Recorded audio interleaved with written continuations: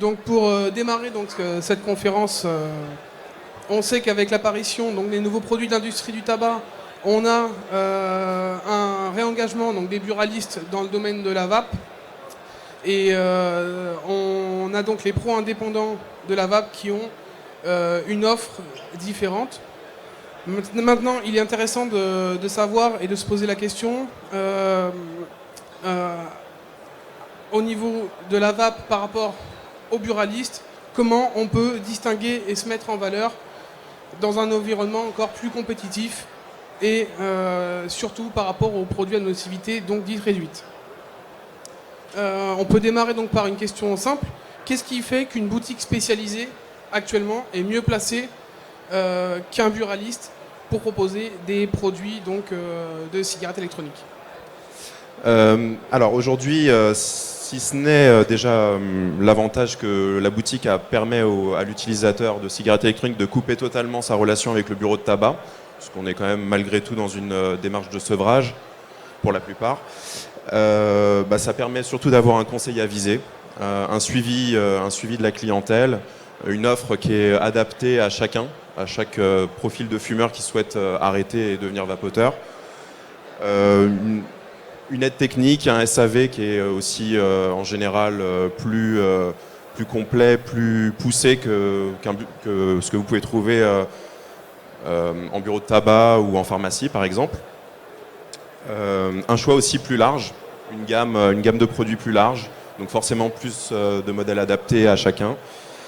Et la possibilité surtout de pouvoir tester les produits, les saveurs, donc de trouver son bonheur et voilà, ça c'est pour les avantages majeurs, on va dire. D'accord. Et on va dire qu'on est dans une logique qui veut qu'on est actuellement à environ 50% au niveau du marché de la vape, 50% de retail par les boutiques spécialisées pour 25% de vente sur Internet et 20% par les buralistes. Actuellement, est-ce qu'il y a des perspectives de développement afin de faire face à ces buralistes qui proposent ces produits qui viennent de l'industrie du tabac et qui nous matraquent un peu de publicité actuellement? Aujourd'hui, le magasin spécialisé se positionne comme un spécialiste, donc forcément il attire la personne qui a envie d'avoir un conseil avisé, comme je disais précédemment. Il y aura toujours en fait des personnes qui souhaiteront être conseillées d'une manière plus poussée que ce qu'on peut trouver en buraliste, puisqu'on est sur un schéma de vente qui est quand même totalement différent. Aujourd'hui, le développement, il vient surtout de l'augmentation du nombre d'utilisateurs, essentiellement. La part en fait d'utilisateurs qui achètent sur les sites internet notamment, est, à notre sens, à mon sens en tout cas, liée. Ce sont des personnes qui sont des vapoteurs avancés, donc qui savent plus précisément ce qu'ils veulent, qui cherchent un prix, qui vont voilà. Le néophyte aura tendance à plus aller en boutique naturellement, de toute façon. Et après, pour diverses raisons, là c'est plus lié à une typologie de clients, des clients qui, même en tant que vapoteurs avancés, souhaitent continuer à bénéficier de conseils, une sorte de proximité aussi, puisque la boutique est proche de chez vous, alors que le site internet est bien évidemment plus loin. Donc c'est toujours plus rassurant. Voilà. Donc l'axe de progression, il est à la fois sur le nombre d'utilisateurs et sur les personnes qui souhaitent être plus encadrées, on va dire. D'accord. Parce qu'actuellement, on a aussi toi, je sais que tu es un vrai vapoteur qui refuse que la cigarette électronique soit affiliée aux buralistes, à l'industrie du tabac ou encore à l'industrie pharmaceutique. Pour toi, c'est vraiment un métier à part entière. C'est peut-être même un nouveau métier, on peut dire, le fait d'être vendeur de cigarettes électroniques par rapport à d'autres personnes qui vont voir ça plus comme un métier connexe à l'industrie du tabac. Qu'est-ce que tu peux nous dire là-dessus? Qu'est-ce que tu en penses à ce niveau-là? Effectivement, si je fais un petit retour en arrière, il y a 4 ans maintenant, lorsque mes associés et moi-même avons créé Vapostor, l'initiative est née en fait de la volonté de conseiller le meilleur produit aux clients. Donc déjà d'effectuer une sélection, puisqu'à l'époque les produits qu'on trouvait essentiellement sur Internet étaient parfois de mauvaise qualité, enfin souvent de mauvaise qualité même, et il était difficile de trouver le bon matériel. Donc pour nous, c'est apparu comme une évidence de créer une boutique qui permette de conseiller ces clients qui étaient un peu perdus, qui testaient plusieurs fois sans forcément trouver leur bonheur sur Internet. Donc voilà. Et c'est vrai que lié au métier, pour nous, en fait, c'est une passion et un métier finalement, puisque voilà, on prend le temps avec les clients de leur expliquer tout de A à Z. Et c'est vrai que aujourd'hui, les buralistes ne sont pas capables de le faire, puisqu'ils n'ont pas le temps de le faire, sauf certains qui décident d'avoir une partie de leur bureau de tabac en boutique spécialisée. En fait, ça existe. Il y en a très peu, mais il y en a. Donc voilà, aujourd'hui, c'est essentiellement l'élément qui nous différencie du bureau de tabac, c'est ce côté conseil que eux ne peuvent pas prodiguer. Oui, effectivement. Donc c'est un vrai métier en fait. Oui, on a vraiment quelque chose de différent. C'est vrai qu'on va en bureau de tabac, en général, on a la vente et ça va pas beaucoup plus loin que... Enfin, c'est assez rare. Ça existe un petit peu, mais c'est quand même assez rare. On a aussi, moi j'avais remarqué, il y a des boutiques spécialisées qui commandent des produits de l'industrie du tabac, donc des Vapes ou des Logic, pour ensuite attirer les clients dans leur boutique. Et à cause du phénomène de publicité qu'il y a à la télévision, tout ça, on a donc des boutiques spécialisées qui se sentent obligées de mettre en avant ces marques, même s'ils ne les vendent pas, pour attirer les clients dans leur boutique et ensuite leur vendre des produits adaptés. Est-ce que tu penses que c'est une solution, ce système ? Alors pour l'instant, nous n'avons pas fait ce choix, mais je ne suis pas de ceux qui dénigrent l'industrie du tabac quand ils ont des initiatives qui sont justes finalement. Enfin, ça reste des cigarettes électroniques, ce qu'on peut trouver, la Vape, la Logic Pro par exemple, qui sont quand même très très entrée de gamme, voire très basiques, mais qui sont une alternative pour certains fumeurs pour arrêter la cigarette. Donc au final, dire qu'aujourd'hui ce ne sont pas des bons produits et que jamais ils n'entreront dans des boutiques spécialisées comme Vapostore, je ne peux pas le dire aujourd'hui, on ne sait jamais. Maintenant aujourd'hui, effectivement, on a des produits qui sont, du matériel qui, en termes de prix et en termes de performance, sont mieux placés. Donc nous avons pris le parti de ne pas les sélectionner pour le moment. D'accord. Oui, parce qu'en fait, on peut aussi maintenant parler finalement de l'avenir un peu économique et juridique des magasins spécialisés. Est-ce que d'après toi, on va assister à une consolidation du secteur des boutiques spécialisées au niveau de la vape, ou est-ce qu'on va avoir des diminutions de points de vente ou encore des transferts de distribution, voire d'autres canaux de vente qui vont apparaître ? Alors, le marché s'est quand même bien transformé depuis le début, mais il va encore continuer à évoluer, ça c'est évident. Aujourd'hui, en ce qui concerne les shops spécialisés, c'est clair que depuis quelques mois, on va dire ces 6 derniers mois, 1 an, énormément d'indépendants ont fermé boutique pour des raisons qui ne sont pas liées en fait à la vente de cigarettes électroniques à proprement dit, mais qui sont plutôt liées à une histoire de rentabilité tout simplement. Donc il est évident que les réseaux, je pense, vont prendre le dessus par rapport à certains indépendants. Maintenant, d'autres canaux de distribution, comme on pourrait dire les supermarchés par exemple, oui, ce genre par de exemple, choses. les supermarchés ou d'autres... Ce sera une offre complémentaire, un peu comme les bureaux de tabac finalement, une sorte de libre service. Je ne pense pas qu'il y aurait, que ce soit un concurrent direct à ce que nous proposons aujourd'hui en boutique spécialisée. Mais oui, il y aura de la place pour tout le monde. Après, je ne pense pas que la majorité des cigarettes électroniques, à moyen terme, on va dire, soient proposées ailleurs qu'en boutique spécialisée. D'accord. On va parler maintenant un petit peu peut-être des normes AFNOR. On sait qu'il y a des normes qui sont en cours en ce moment, depuis même déjà 2 ans, oui. Dont une qui concerne les boutiques spécialisées. En quoi elle consiste, cette norme ? Alors, il y a effectivement des travaux de normalisation en cours. Il y en a au niveau français, depuis 2 ans maintenant, 2 normes expérimentales ont été élaborées, l'une dans le cadre des matériels, l'autre dans le cadre des e-liquides, et une troisième est en cours de finalisation actuellement, donc au niveau français, concernant les émissions.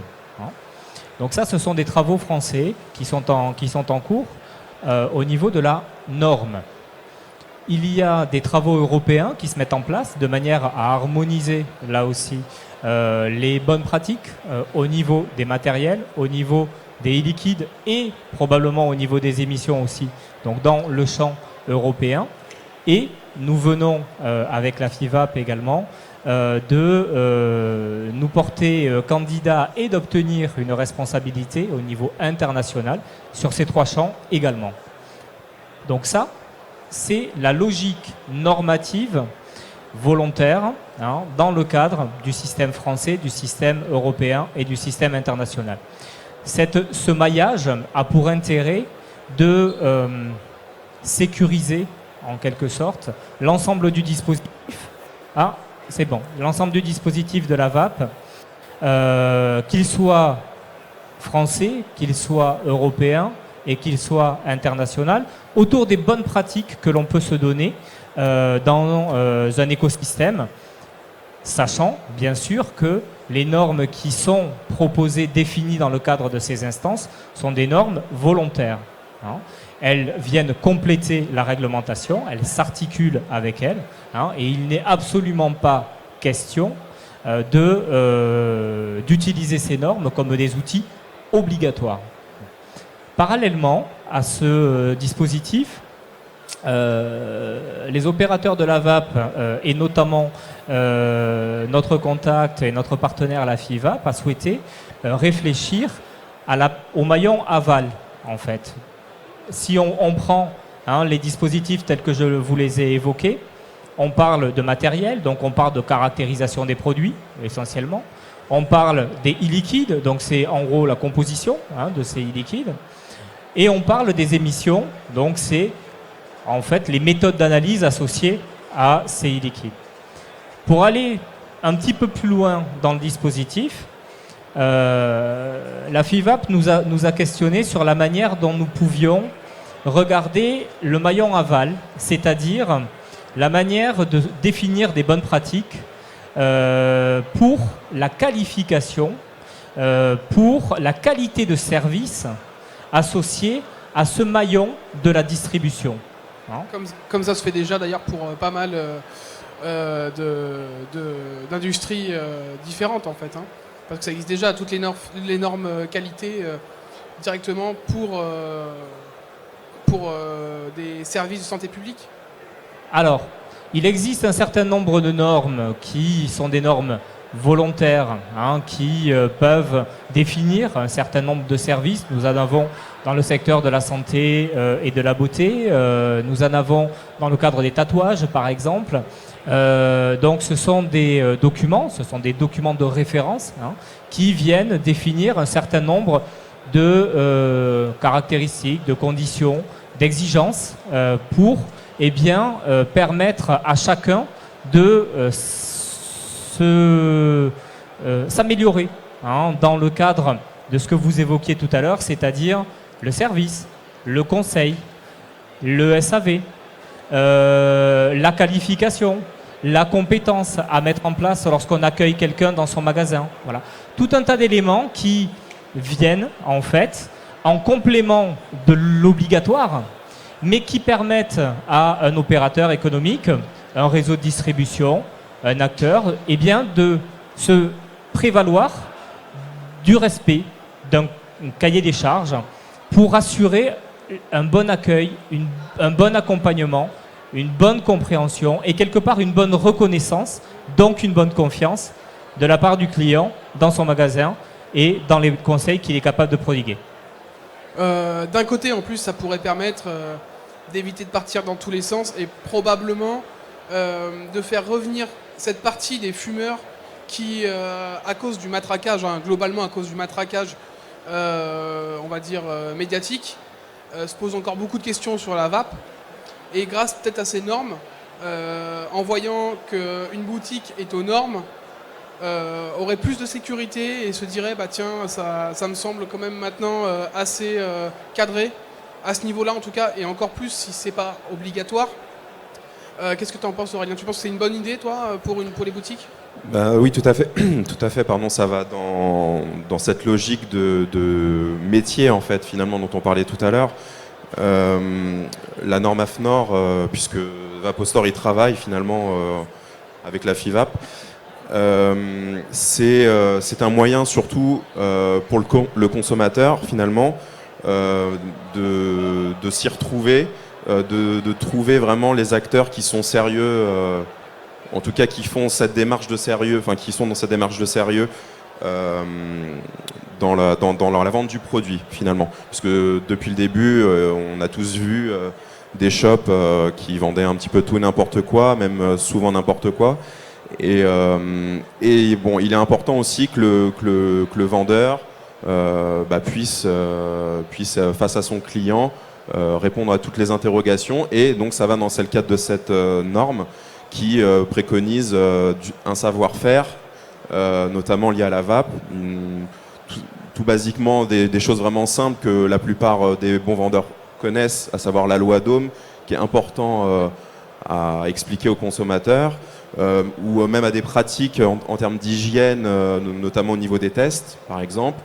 Voilà. Il y a énormément de points comme ça qui sont abordés avec cette norme et qui permettent aux consommateurs, quand il verra le logo NF apposé sur une boutique, de se dire voilà, je sais que ce shop est sérieux, j'y vais tranquille, quoi. Enfin, j'y vais l'esprit libre. Oui, ça permet aussi de savoir qu'on va avoir un interlocuteur de qualité au final. Oui, tout à fait. Parce qu'on aura une personne qui sera, comme on en parlait, un vrai vendeur de e-cigarettes, dont c'est le métier qui sera formé vraiment et qui aura les connaissances nécessaires pour proposer le matériel. Et ça, c'est important parce qu'actuellement, c'est peut-être un des défauts majeurs qu'il peut y avoir dans quelques boutiques encore. Juste une petite précision, surtout proposer le bon matériel adapté à la personne que nous avons en face. Parce que chaque fumeur est différent, a des habitudes en tant que fumeur différentes. Et un matériel ne peut pas aller à tout le monde. Donc c'est pour ça que le conseil est bien évidemment hyper important à ce niveau-là. Non mais ça c'est sûr, c'est très important d'adapter le matériel et même les liquides après à chaque client selon ses besoins. Au niveau de la réglementation, on sait qu'il y a la réglementation qui arrive, donc ça on ne va pas y couper. Quelles sont les conditions requises pour garantir une certaine pérennité au niveau du circuit de distribution de la vape en France? Alors déjà, au niveau juridique, nous on est toujours un peu en retard par rapport aux innovations techniques. Et lorsque les vapoteuses sont arrivées, le réflexe naturel, ça a été de les mettre dans une case qui n'existait pas.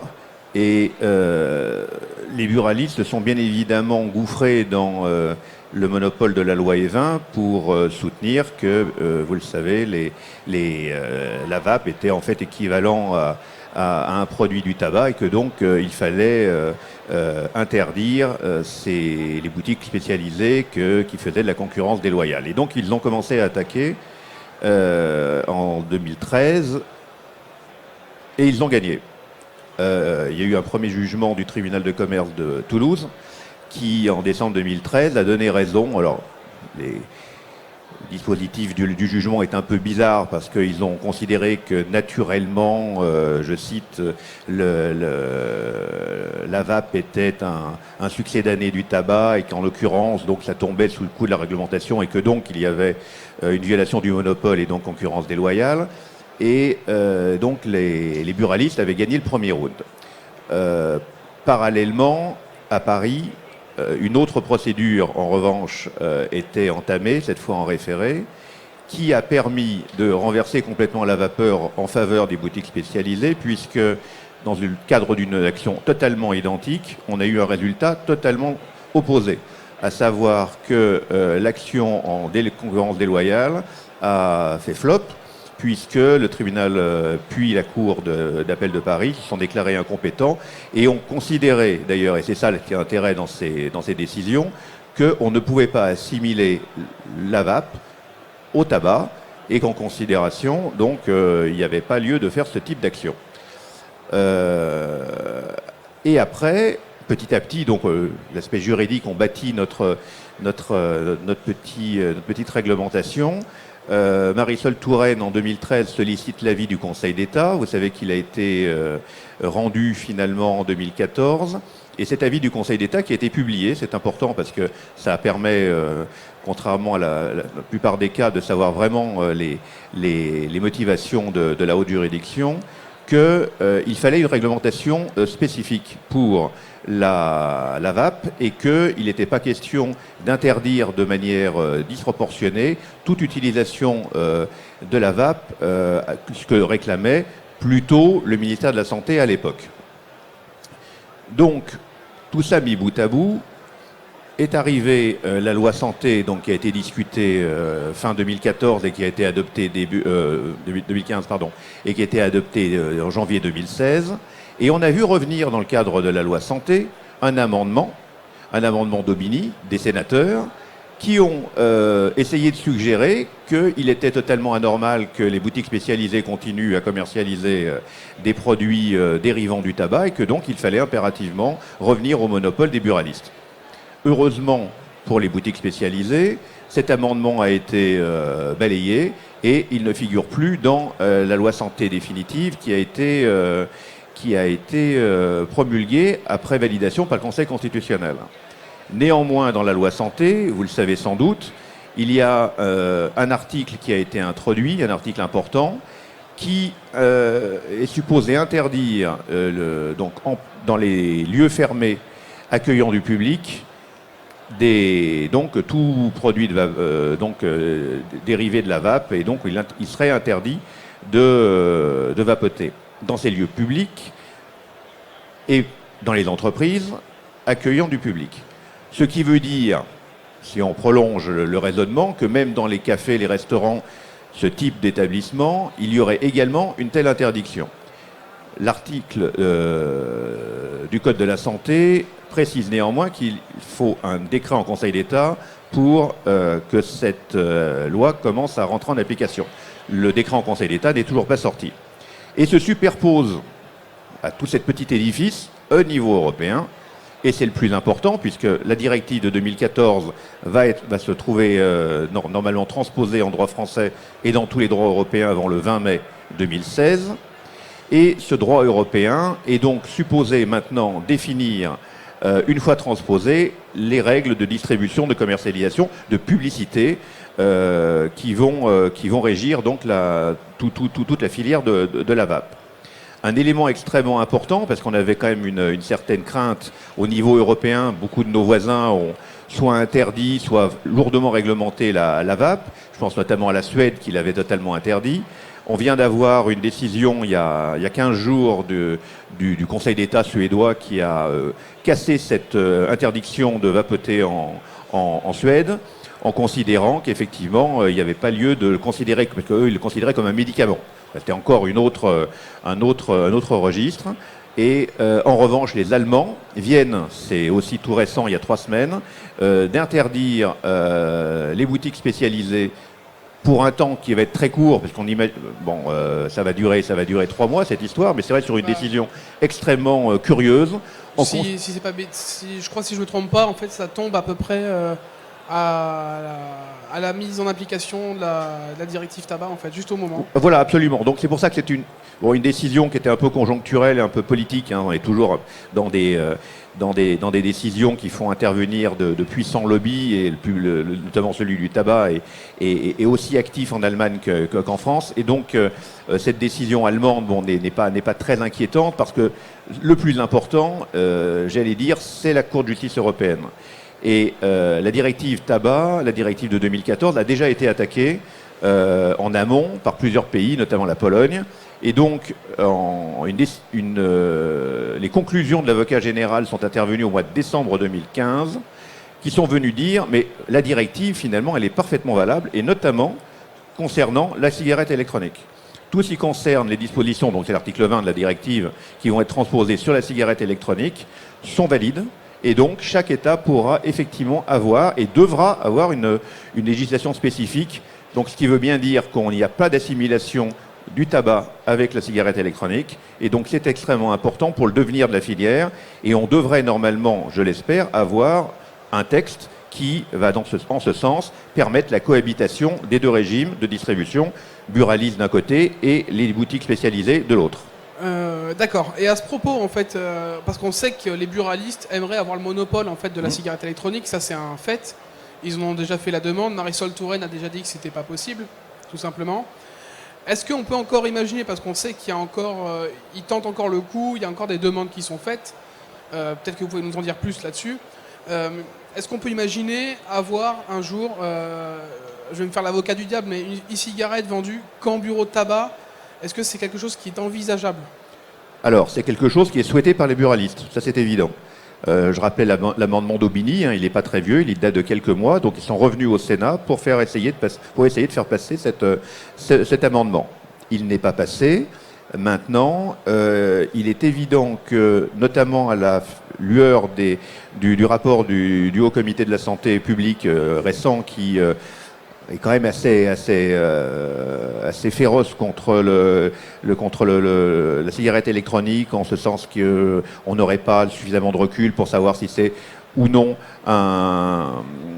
une méthode de sevrage efficace, ou s'il y a ou non des conséquences à terme par rapport au tabac, maintenant qu'on connaît bien les effets, mais la cigarette, on n'a pas encore assez de recul. Donc le rapport du Haut Comité de la Santé préconise donc, lui, strictement une interdiction du vapotage dans les lieux publics fermés, donc dans les cafés-restaurants notamment. Donc, et je pense qu'à la faveur de cet avis très, très restrictif, les cigarettiers et donc les buralistes vont essayer de revenir pour effectivement essayer de faire jouer leur monopole. Aujourd'hui, je pense que néanmoins, il y a un mouvement assez inéluctable qui est de différencier complètement la cigarette électronique d'un côté et le tabac de l'autre, ce qui permettra donc d'éviter effectivement de tomber dans le monopole de la loi Evin. Donc on reste quand même sur un... Il y a très peu de chances que les buralistes puissent un jour récupérer le marché. Mais il faut rester très vigilant. Monopole, en tout cas. Il faut rester très vigilant, oui, parce qu'il y a toujours des velléités d'affrontement. D'accord, merci. Aurélien, juste pour revenir sur une chose, donc toi tu es gérant d'une franchise. Actuellement, est-ce que les franchises, avec la réglementation qui va arriver, les franchises ne sont pas les mieux placées pour la suite en fait du commerce, donc pour le marché de la vape, tout simplement? Alors, en ce qui concerne les franchises, évidemment, ce que je disais tout à l'heure, enfin, à notre sens, bon après c'est notre avis, bien évidemment, mais effectivement, si on se positionne en tant que consommateur, il y a une sorte d'image finalement qui est plus valorisante, plus rassurante, on va dire, aussi au niveau du consommateur, qui forcément met en évidence plus les réseaux que les indépendants. Après, cela dit, il y a de très bons indépendants qui ont une ou deux boutiques, qui font du très bon boulot et qui vont aussi subsister puisqu'ils ont leur clientèle. Maintenant, oui, effectivement, je pense que de toute façon, le marché a besoin, je pense, aussi de cette lisibilité pour le client, pour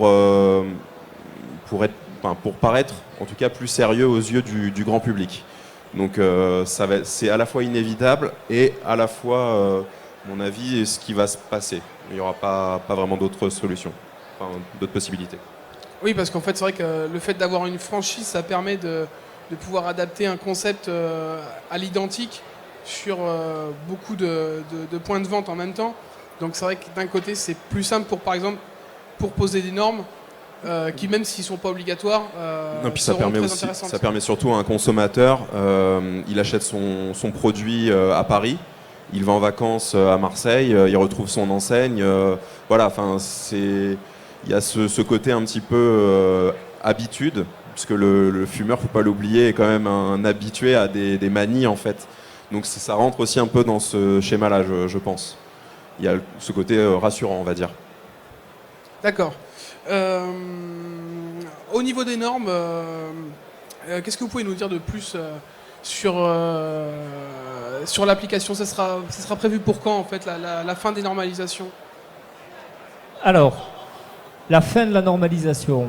La normalisation, c'est un processus itératif qui se construit, comme vous l'évoquiez, en collectif, hein, vous le rappeliez tout à l'heure, et c'est par consensus que l'on arrête, que l'on valide entre nous, je dirais, mais entre ceux qui contribuent à l'élaboration de ces normes, eh bien, l'état de l'art. Hein. Donc, au niveau français, comme je l'évoquais tout à l'heure, la normalisation est en cours sur la dernière norme expérimentale concernant les émissions. Hein, une enquête commission va partir dans quelques semaines, ce qui devrait marquer la fin, effectivement, de cette normalisation nationale.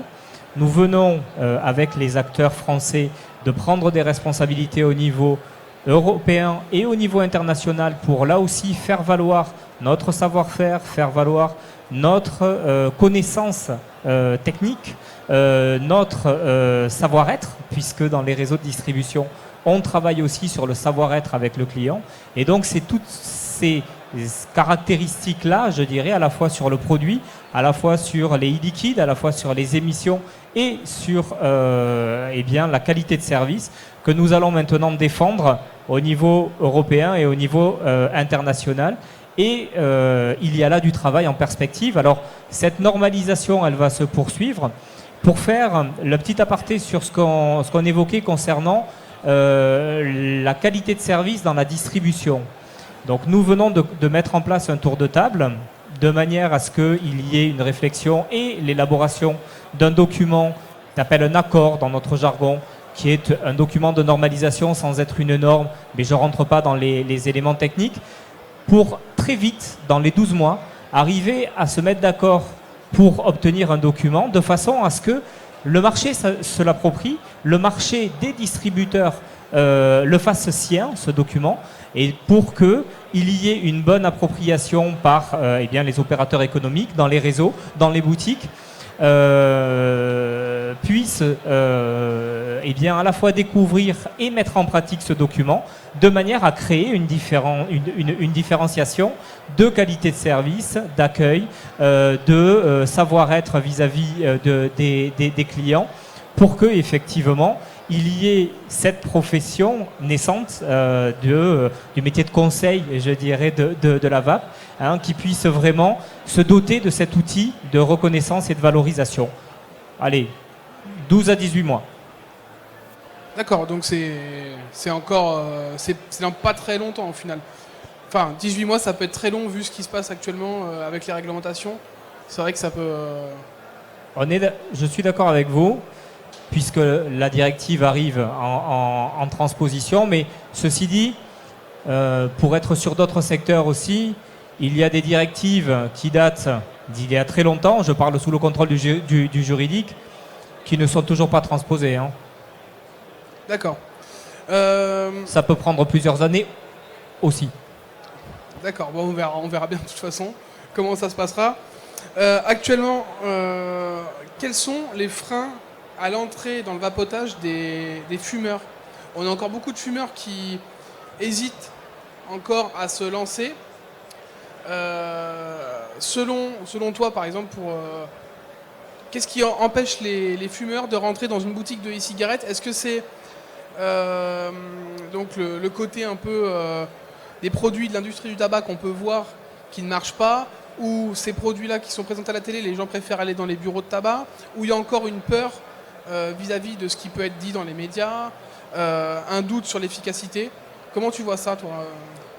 En fait, c'est un mélange de tout ça, en fait, tout simplement. C'est à la fois des utilisateurs qui ont été déçus de la cigarette électronique pour diverses raisons, un produit pas adapté à leur profil. Ça peut être effectivement des fumeurs qui ne sont pas encore dans une démarche d'arrêt, ou parce qu'ils ne veulent pas entrer dans cette démarche d'arrêt liée justement à cette désinformation qui fait rage en ce moment et depuis plusieurs mois et années sur la cigarette électronique. Voilà, c'est tous ces éléments, l'absence effectivement de règles établies, de normes, en l'occurrence, de législation qui comment dire, fait peur finalement aux fumeurs, malgré qu'un fumeur soit déjà en danger de mort au quotidien, mais bon, voilà, on se raccroche à ce qu'on peut. Et c'est vrai que voilà, c'est tout ça qui fait qu'aujourd'hui, seulement 10% des fumeurs sont passés à la cigarette électronique. Alors de manière définitive ou pas pour la plupart d'entre eux. Mais voilà. Et demain, effectivement, une norme, enfin, toute une série de normes NF qui permettent de rassurer le consommateur, une information positive sur la cigarette électronique qui permettent aux consommateurs d'être rassurés. L'État qui entre guillemets autorise dans le sens large du terme, va cautionner, on va dire, plus la cigarette électronique, va permettre, je pense, à une nouvelle vague de primo-accédants de vouloir tester la cigarette électronique. Après, à nous de faire notre travail, ça sera à nous de jouer, mais effectivement, voilà. Aujourd'hui, on a conquis les curieux finalement, et il ne reste plus que les 90% de sceptiques à convertir. Voilà. Ouais, donc il y a encore beaucoup de boulot à ce niveau-là. Oui. Mais bon, en même temps, on n'est pas toujours aidé non plus pour mettre en avant notre produit. Donc, avec tout ce qui peut se voir dans les médias, c'est vrai que c'est pas forcément évident. Peut-être d'autres sujets que vous vouliez aborder en particulier. Je crois qu'on a quand même pas mal fait le tour. Au niveau juridique, peut-être quelque chose à dire ? Au niveau juridique, je crois que le vrai sujet aujourd'hui dans les textes là, qu'on attend dans les jours qui viennent, c'est de savoir surtout ce qui va se passer en matière de lieux publics. On pourrait imaginer par exemple si la loi reste dans l'état où elle est aujourd'hui, et donc avec un décret d'application correspondant, ce salon ne pourrait pas se tenir. Il serait interdit de vapoter en public. Vous auriez, voilà. Et en prolongement, il pourrait même être interdit de vapoter à l'intérieur d'une boutique spécialisée, c'est-à-dire que vos clients ne pourraient pas tester les produits. Comme ça se passe actuellement au Québec. Absolument. Donc l'idée, c'est effectivement qu'on ait, en prolongeant de ce que vous venez de dire, une certaine caution, entre guillemets, des pouvoirs publics qui rentrerait dans le jeu de la vape pour autoriser jusqu'à un certain point. Aujourd'hui, bon, c'est vrai qu'ils sont un petit peu entre deux chaises, on ne sait pas trop, ils oscillent en permanence entre le oui, le non, le mais, donc c'est un peu compliqué. Je pense que la directive a quand même l'avantage aujourd'hui d'exister, d'introduire des règles qui sont peut-être un peu contraignantes en matière de publicité notamment et de promotion, de la règle des 6 mois pour les nouveaux produits, etc. Mais néanmoins, ça devrait donner un coup de pouce, je pense, définitif à l'instauration et la pérennité de vos exploitations et des boutiques spécialisées. D'accord. C'est vrai que ça peut être vraiment intéressant pour avoir vraiment un label qualité, hein, en fait, tout simplement. Je pense que c'est comme ça qu'on peut l'appeler, afin de donner vraiment confiance aux primo-accédants et leur donner envie de se sentir en sécurité quand ils rentrent dans une boutique. On va peut-être passer aux questions, si vous n'avez pas d'autres sujets à traiter. Je ne sais pas si vous avez autre chose à dire. Moi, j'ai à peu près traité ce que j'avais à traiter. Donc, au niveau des questions, s'il y a des personnes qui ont des questions à poser, peut-être, au niveau des normes, au niveau donc, juridique sur les boutiques spécialisées. Bonjour, alors moi je suis gérant de boutique. Vous parlez de normes, ce qui me paraît une très très bonne chose. Mais comment tout simplement j'obtiens cette norme ? Est-ce que ça va passer par... quelqu'un va passer dans nos boutiques ? Est-ce qu'on va devoir faire quelques journées de formation ? Alors, donc pour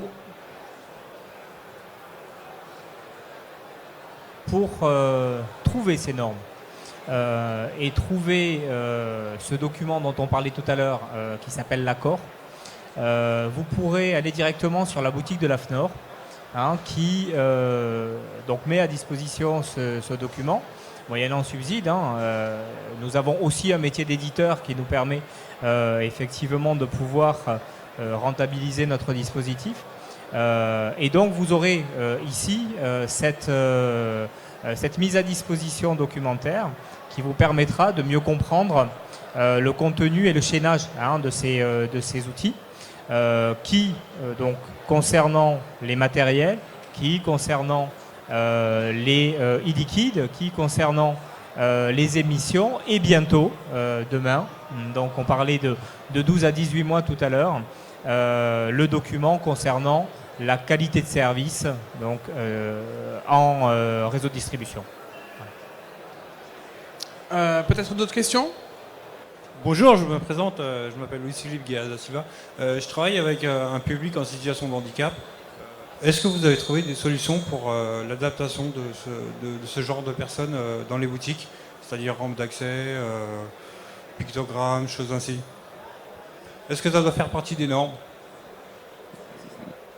Aujourd'hui, il y a une norme en vigueur sur les accès handicapés dans les boutiques, mais pas seulement de boutiques cigarettes électroniques, toutes les boutiques, qui a été, qui est active depuis le début d'année, je crois.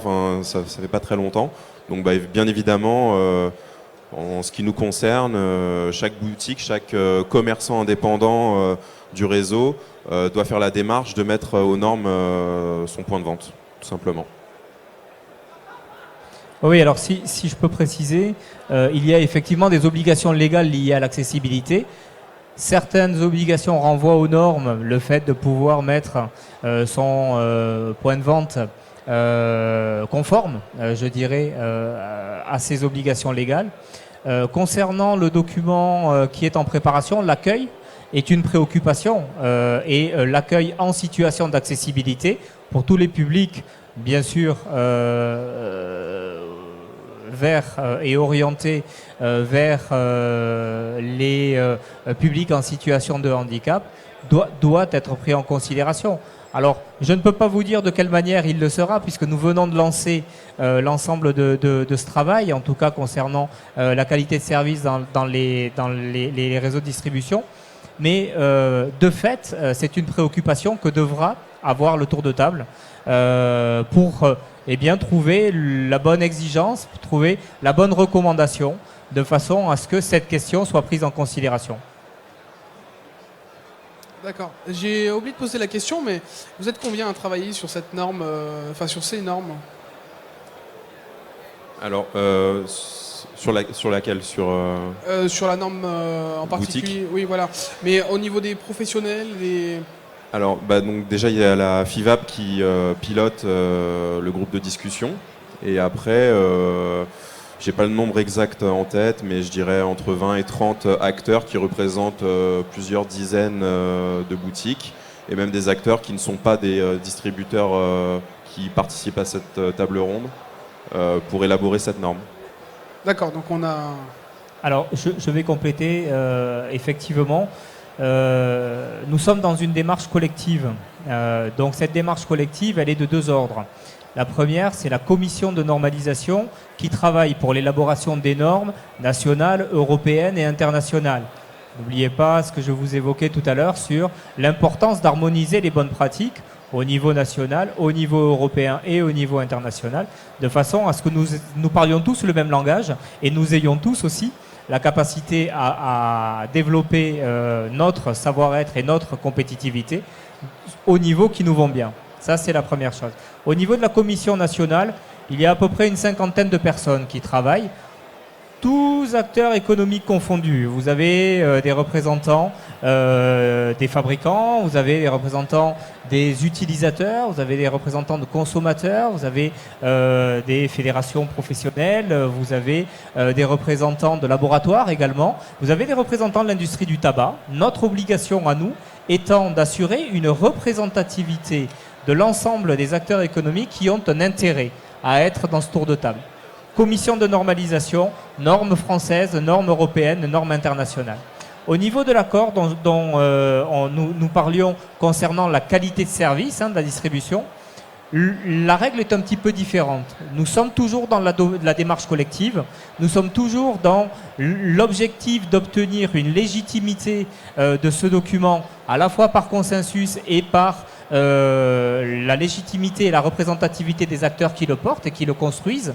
Mais par contre, nous ne sommes pas tenus d'assurer une représentativité globale de tous les acteurs, ce qui nous permet d'être plus réactifs, ce qui nous permet d'avoir plus d'orientation, je dirais, incisive sur la manière de se définir à soi, les bons niveaux d'exigence, les bons leviers d'input qui doivent, dans une situation donnée, c'est-à-dire celle de la qualité de service en distribution, eh bien, être le plus rapidement et opérationnellement effective. Donc du coup, il y a effectivement une vingtaine de personnes qui travaillent aujourd'hui sur ce sujet. La première réunion a eu lieu de mémoire le 9 février et la prochaine aura lieu le 4 avril. Donc vous voyez, c'est vraiment tout frais.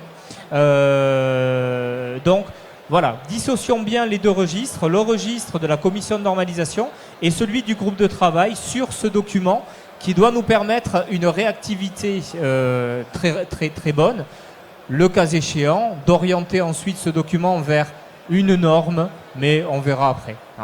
Donc travaillons d'abord pour nous, définissons nous les bonnes pratiques, celles qui nous occupent, celles que nous avons envie de voir vivre sur le marché, et ensuite on verra comment nous l'apportons dans le système. Oui, surtout qu'en fait ça va peut-être permettre à la VAP en fait, de pouvoir s'exprimer par la suite. C'est peut-être de ça dont dépend la VAP au final, d'avoir un service de qualité et uniformisé, bon, bien que ce ne sera pas obligatoire. Mais Je préfère le mot harmoniser qu'uniformiser. Uniformiser, on est un peu dans l'obligation. L'harmonisation, c'est un peu différent. C'est vrai que ça passe mieux. Harmoniser, c'est plus sympa. Au niveau donc, oui, c'est vrai que ça va pouvoir aider la VAP à être mieux perçue par les fumeurs et par les primo-accédants en tout premier lieu. Et par le grand public aussi. Même Oui, les non-fumeurs en fait. Oui, par les non-fumeurs. C'est vrai que c'est important, on n'en parle pas souvent, mais c'est vrai que les non-fumeurs également jouent dans l'idée que les gens peuvent se faire de la VAP, tout simplement. On va en rester là sur cette conférence. Merci d'avoir participé, de vous être déplacé, puis merci d'avoir suivi la conférence. Et je vous souhaite un bon fin de salon et bonne fin de journée.